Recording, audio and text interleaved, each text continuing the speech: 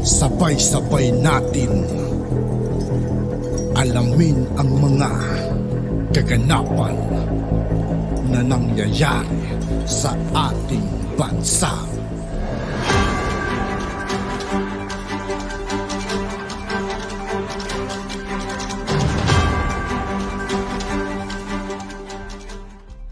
Yo, what's up mga kaibigan? This is I2K po again.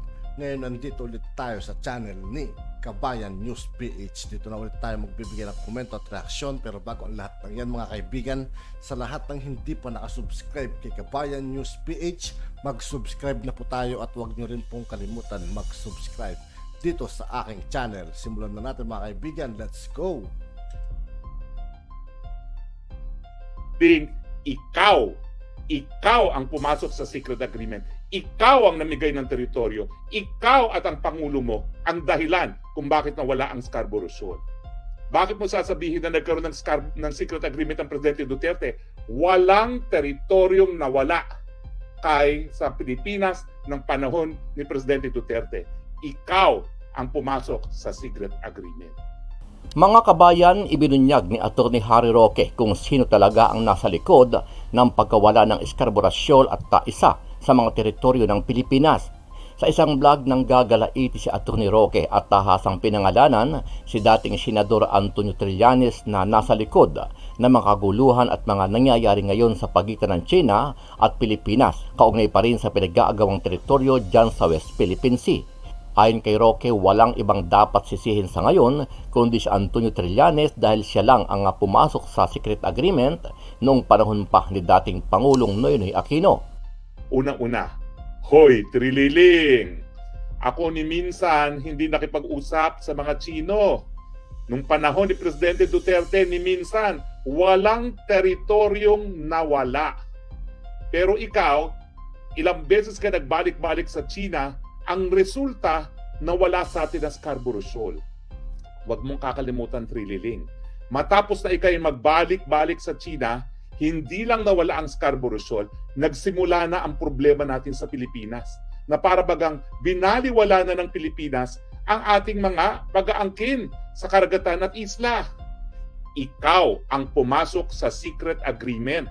Hindi rin pinaligtas ni Atty. Roque ang administrasyon ni Pangulong Bongbong Marcos Jr. Sabi ni Roque, tila inililihis lang ni PBBM ang mga isyu sa kanya maging ang mga pangako nito sa mga Pinoy na 20 pesos kada kilo ng bigas noong panahon ng kampanya. So ang tanong ko kay PBBM, bakit gusto mong magkagera? Para lamang malihis ang tunay na issue na walang nangyari sa pangako mo na 20 pesos kada kilo? At dahil dyan, dahil gusto mong malihis ang issue, nais mong makitang mamatay ang mga Pilipino? Inihambing din ni Roque ang pagkakaiba ni dating Pangulong Duterte at PBBM, kung saan ay nagiging emosyonal at malaki ang pagmamahal ni Duterte sa mga sundalo, lalo't may nasasawi sa kanilang hanay sa panahon ng pakikipaglaban para sa kapakanan ng sambayan ng Pilipino. Mahirap talaga na ikumpira mga administrasyon. Pero nakita ko, lumuha ang Presidente Duterte nung merong isa o dalawang mga sundalong namamatay. Ikaw, imbis na maluha, dahil alam mong hindi ka lulusob doon, dinalagay mo sa alanganin ang ating mga kasundaluhan dahil alam mo naman na hindi ito isang gera na ating mapapanalo. Ano ang masasabi mo dito, kabayan? Sino ba talaga sa tingin nyo ang may malaking pagkakasala o may kapakanan sa hindi matapos-tapos na isyu at away sa pagitan ng ating bansa at China dahil pa rin dyan sa pinag-aagawang West Philippine Sea? Sama-sama nating panoorin ang buong video at pakikomment nyo po ang inyong mga reaksyon at sariling opinyon. Pero bago yan, muli po ako nag-iimbita sa mga hindi pa po nakasubscribe sa ating channel na Kabayan News PH, pakipindot po ang subscribe button at pakiclick na rin ang notification bell para lagi kayong updated sa mga bagong upload natin legit at napapanahong balita. Maraming pong salamat. Unang-una, hoy Trililing! Ako ni minsan hindi nakipag-usap sa mga Chino. Nung panahon ni Presidente Duterte ni minsan, walang teritoryong nawala. Pero ikaw, ilang beses ka nagbalik-balik sa China, ang resulta, nawala sa atin ang Scarborough Shoal. Huwag mong kakalimutan, Trililing. Matapos na ikay magbalik-balik sa China, hindi lang nawala ang Scarborough Shoal, nagsimula na ang problema natin sa Pilipinas. Na para bagang binaliwala na ng Pilipinas ang ating mga pag-aangkin sa karagatan at isla. Ikaw ang pumasok sa secret agreement. Sa katotohanan, ibubulgar na sana ni Senate President Enrile nung siya ay nasa Senado ba kung ano pa yung pinasok ninyo. At ang patunay niya, isang ambassador, si Ambassador Brady. Trililing, ikaw ang pumasok sa secret agreement. Ikaw ang namigay ng teritoryo. Ikaw at ang Pangulo mo ang dahilan kung bakit nawala ang Scarborough Shoal. Bakit mo sasabihin na nagkaroon ng secret agreement ang Presidente Duterte?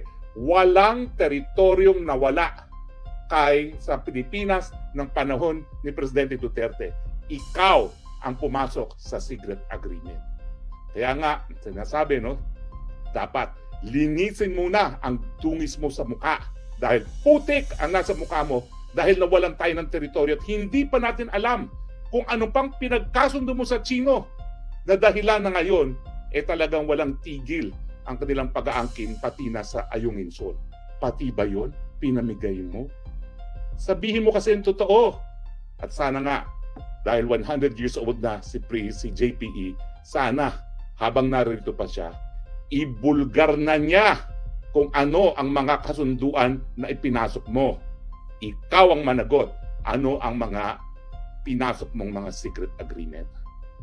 Ikaw naman, drag queen, hindi ka palusot. Kaya naman ikaw'y nakalaya. Ang kanta is, ano ba tawag doon? For Mom with Love. At alam mo na ang ibig sabihin yan. Mom. Dokumentado na yan. Kaya tumahimik ka na. Nakalaya ka na. Mabuhay ka na ng matiwasay. At wag nang pakialaman ang wala ka namang kaalam-alam. Dahil pagdating dito sa usaping nito, COMELEC ang iyong specialization, hindi international law. Habang ikay naninira, akala mo makakalimutan ng tao na hanggang ngayon, akusado ka pa rin sa pangangalakal ng pinagbabawal na gamot. At ikaw naman, Mr. Justice, ano na naman yung sinasabi mo na pinimigay na naman ang karapatan natin ng Presidente Duterte? Unang-una, walang soberenya dyan sa Ayungin. Yan po'y kabahagi ng Exclusive Economic Zone. So yan po ay sovereign rights lamang. Pangangalap at pakikinabang sa tanging yaman. Yan po'y economic rights. Wala pong soberenya yan. At ang ating sovereign rights, nakasaad po yan sa UN Convention of the Law of the Sea at doon sa desisyon ng tribunal. Ikaw nga, Mr. Justice, ang sabi mo, dapat conciliation . Mali nga yung sinasabi mo. Ako yung nagsabi na dapat binding arbitration. Nakasaad po yan. Yan ay nasa lectures ko sa MCLE. At ikaw naman, ang sinabi mo na conciliation sa iyong talumpati sa Ateneo de Davao. Wala pong soberenya dyan sa Ayungin Shoal. Huwag natin linlangin ng taong bayan. Wala tayong titulo dyan. Economic rights lamang na pangangalap ng tanging yaman. Nakakalungkot po. Kaya ko naman po binalikan ng kasaysayan dito sa agreement para mapakita na merong alternatibo. Hindi po totoo na ngayon lang nangyayari itong hidwaan. Nangyari din po yung water cannon incident sa panahon ni Presidente Duterte. Hindi naman ibig sabihin na palibasa BFF wala silang naging hidwaan. Nagkaroon din po ng water cannon incident dahil dyan sa Ayungin. At nung pinatawag niya yung ambassador ng China, talagang sinabi ni Presidente, siguraduhin mong walang mamamatay akong sundalo dahil pag minamatay na sundalo, ibang usapin na yan. Pero naiwasan na po ang mga water cannon incident dahil alam natin kung anong nagpapagalit sa China, yung pagbabadala ng supplies. Now, mayroong bang secret agreement na hindi magpapadala ng supplies at ang papadala ay tubig at pagkain lamang? Wala. Dahil kung iisipin ninyo, napakabulok na yung Sierra Madre yan. Kung pagkain at tubig lang ang pinapadala sa 6 na taon, baka siguro lumubog na yan. Pero may diferensya. Ang diferensya, nung nalaman natin na nagkakaroon ng water cannon incident dahil sa pagpapadala ng supplies, diskarte ang ginamit ni Presidente Duterte. Hindi ako naniniwala na walang repair na nangyari kasi lulubog na yan otherwise. Pero dineskartehan. Huwag niyong iwagayway. Ang nangyayari ngayon, winawagayway ng administrasyon ni PBBM yung pagpapadala ng construction supplies na alam nilang nagiging dahilan kung bakit nagkakaroon ng water cannon incident. Na ang talagang problema ng Pilipinas ay mataas na presyo ng bilihin, ang kawalan ng trabaho, ang mababang mga sweldo. Ginagalit tayo ng Marcos administration. Saan sila kasi nagkakamali? Pag sumakit ang tiyan, dahil baliwala yung naging pangako ng 20 pesos na kilo kada kilo ng bigas, baliwala ang hidwaan dyan sa bulok na barkong yan. Yung kulob ng tiyan ang magsasabi ng taong bayan na kahit gano'n nyo ilihis ang issue pa rin yung presyo ng bigas na pataas ng pataas. Pero habang hinihimok natin na mag-aalibit ang mga taong bayan labang sa China, nakakalimutan natin na patuloy na pataas ang presyo ng bigas at patuloy din ang pagtaas ng presyo ng petrolyo. Dahilan kung bakit lahat ng presyo ng mga bagay-bagay tataas din. Yan po ang nangyayari. At siyempre, dahil ang kanilang strategiya ay kung hindi natin kaya depensa natin mga sarili, kalad ka rin natin ng mga Amerikano. Dahil kapag uminit ang mga hidwaan dyan, baka naman makonvince nila ang mga Amerikano na sumaklolo. Sa tingin ko po, pangarap yan. Dahil ang mga Amerikano sa mulat mula, ang kanilang panlabas na relasyon ang nagdidikta ang kanilang pangnasyonal na interes. Ang pangnasyonal na interes nila ngayon ay kumita dahil sa pag-unlad ng China, magbenta ng Tesla, makakuha ng mas maraming kapital pa sa China, lalo na sa mga high-tech industry, at hindi makipaggera. So ang tanong ko kay PBBM, bakit gusto mo magkagera? Para lamang malihis ang tunay na issue na walang nangyari sa pangako mo na 20 pesos kada kilo? At dahil dyan, dahil gusto mong malihis ang issue, nais mong makitang mamatay ang mga Pilipino? Mahirap talaga na ikumpira mga administrasyon. Pero nakita ko, lumuha ang Presidente Duterte nung merong isa o dalawang mga sundalong namamatay. Ikaw, imbis na maluha, dahil alam mong hindi ka lulusob doon, dinalagay mo sa alanganin ang ating mga kasundaluhan dahil alam mo naman na hindi ito isang gera na ating mapapanalo. Ang inaasahan mo, sasaklolo si Uncle Sam, pero mabibigo dahil nga ang mamamatay ang makakasundaluhang Pilipino. Mahirap na nga ilinaban pa sa gera na hindi natin mapapanalo.